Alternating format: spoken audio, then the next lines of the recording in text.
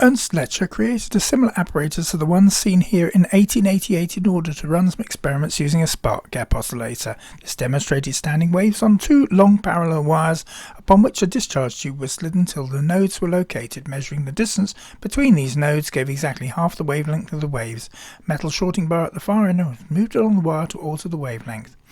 As there are plenty of sites on the internet detailing how this actually works with modern components to measure frequency, I shall pass on that for the time being. Instead, I'll give some ideas how we can use the same principle to create a useful oscillator that works into the VHF and sometimes UHF ranges. The idea of utilising a Lecher line as a basis of a radio transmitter or receiver is not new. Look at the APS-13 Monica tail radar. We can see one end is in the receiver and the other is in the transmitter. Here's an example of a working APS-13 with the receiver to one side and the transmitter to the other. Nice and tidily laid out inside the case, the mods have been carried out to remove the dynamotor, etc. Here we see two valves of the receiver associated with the Lecher line, plus the other two on the other side used for the transmitter. Underneath you can see there are two screen boxes. There's the receiver and that one's the transmitter. If we remove the transmitter lid, you'll see the Lecher line in the middle at the bottom. The two Lecher lines themselves are to either side, with the long screw in the centre being a adjustment screw on the front panel to make fine adjustments. Note the shorting link here, right at the bottom. That's what moves. Here's a small Lecher line oscillator I built to run some experiments on 2 meters, around 144 meg. Here you can just see one double triode valve. The Lecher line itself is installed in a piece of copper tube underneath. I took these pictures during the construction to show how the circuit is by no means complicated. It just looks a bit messy with all those chokes around the valve holder. Here's a closer shot of the actual Lecher line itself as used in the project. It can be made on a piece of plain Veriboard, either purchased with or without copper strips, or simply had them removed. If any radio amateurs want to work with on the 2 meter frequency range, then the dimensions shown here should work up to about 140-150 MHz. The length of the parallel wires is 65 mm with one row of holes in between. The copper pipe should successfully screen it.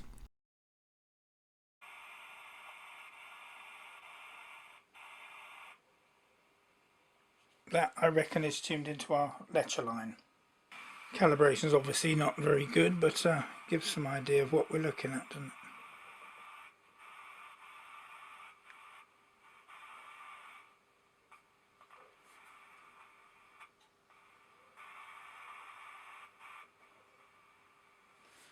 There you go. The meter's reading about 7.5 milliamps, and that is the whole circuit. It's just the one valve. There's a mass of chokes. That's the trimmer we're using to trim it with. And just two strips. I just wanted to see whether it worked with all those strips in position, but it does.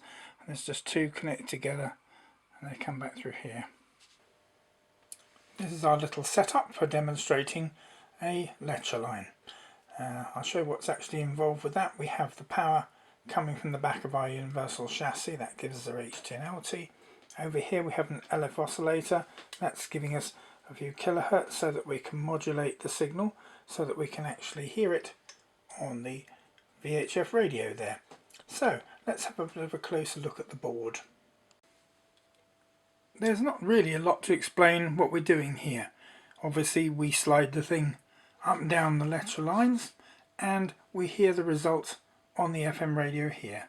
Now at the moment we're tuned to about 90 megahertz, which is on the FM band. We're using obviously one of these simply so we can make it possible to hear what we're doing. So if I turn up the volume control, we can actually hear what is coming from the oscillator via the Lecher line. So if we, for example, up the frequency, which means you make the wavelength shorter, so move them up a little bit, of course it's stopped. So if we retune this, we find it again. Do that again.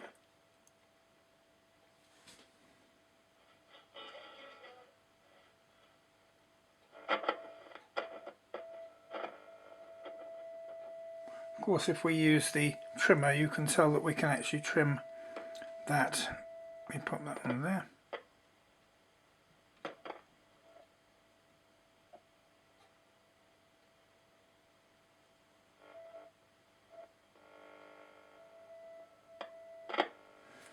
Probably easier to tune it on here.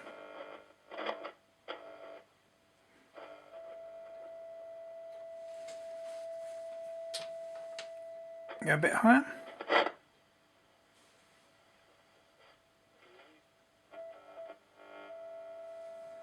It's a bit scratchy because it's a stainless steel with copper contact.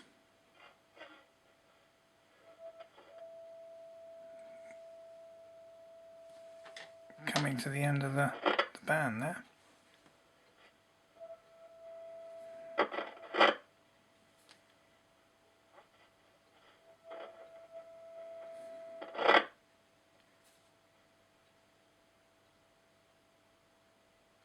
No, I think we're off the end there.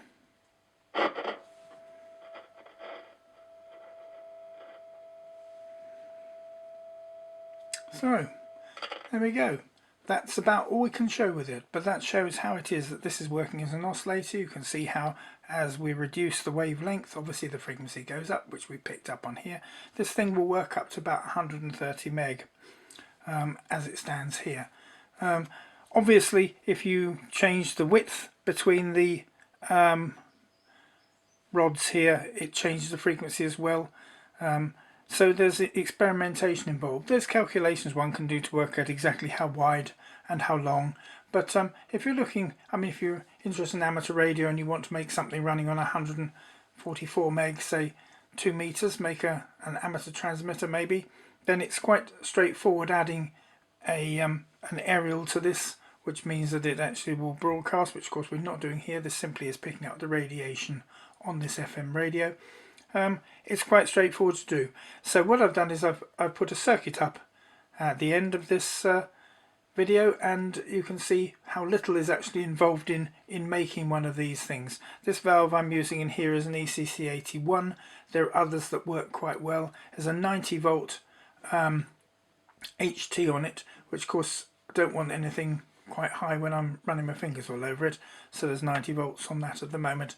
Other than that, don't use obviously a lower frequency valve. You want something that runs up in the VHF region like the ECC81. Thanks for watching.